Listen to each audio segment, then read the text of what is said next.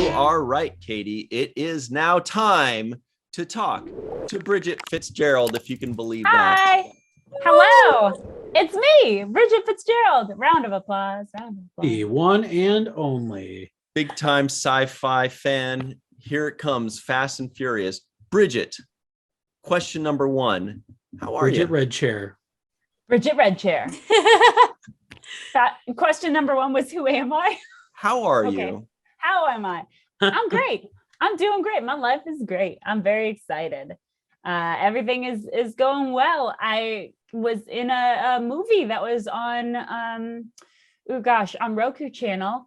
That was on the slider this past Christmas as one of their featured Christmas movies, which was called Christmas Lovers Anonymous. Yeah.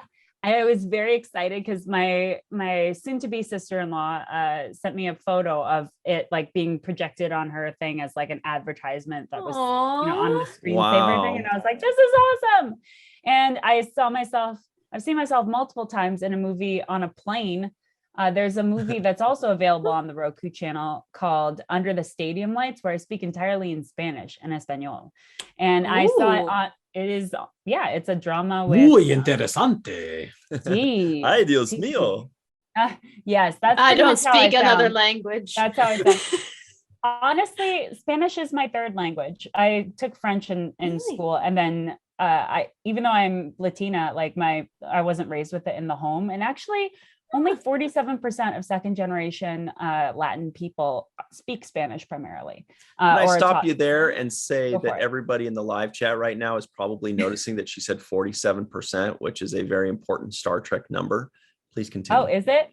What does that mean? They just use the number 47 all the time in Star Trek. Like they're like shields at 47% or Starbase 47 or they're 47 survivors. It's a great sounding number, but it's actually that was the one that I read because it made me feel really good that I was less alone, that I wasn't raised with Spanish in the home. You know what I mean? Like it makes me feel good that that's like half second generation know Spanish primarily and half don't, like me. And so I actually it was so bizarre. Like I was asked like the week before, I was about to get on a plane, and like Lawrence Fishburne is in this movie. Like it was a big deal to be in this movie. I got flown to like Minnesota to shoot this, and I was very excited. Oh, Minnesota. Exactly. Oh yeah. Yeah. Oh yeah.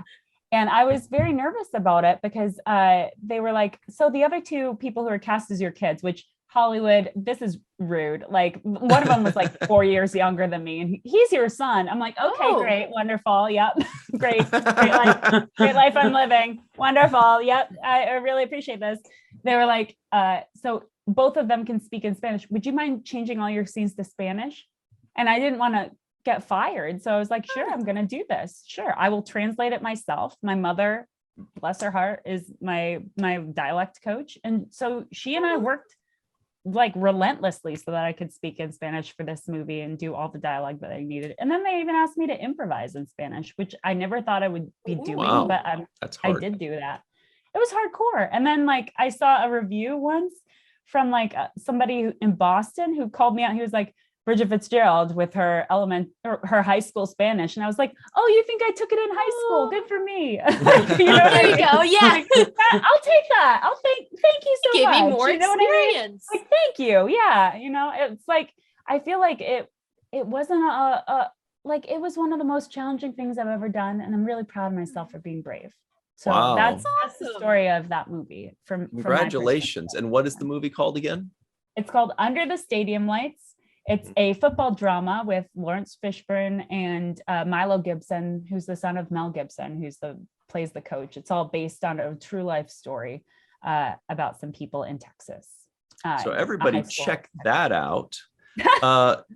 That's really cool. By the way, Bridget, because everybody wants to know, and yes, sure. Michael, I've seen every episode of every Star Trek series ever, except for the last 3 episodes of Short Treks, because I'm saving them. And yes, many of this episodes of the original series, because I really don't like old stuff. It's just it's unwatchable to me. Old stuff is all old television, not Star Trek. But Bridget, especially Star Trek, though. What's your favorite Star Trek series?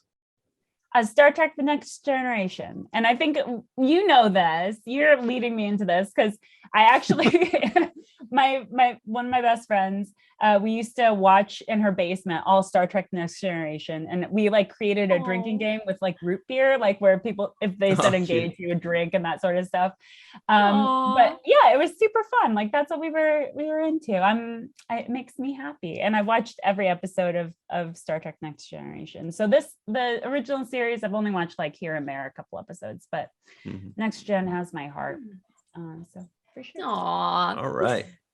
Well, that's going to lead us into, everybody check this out in the comments below. Go find Bridget Fitzgerald's goodies, click on them, follow her. Yes. I got goodies. Did you hear that? Goodies, people. Yes. Click on them.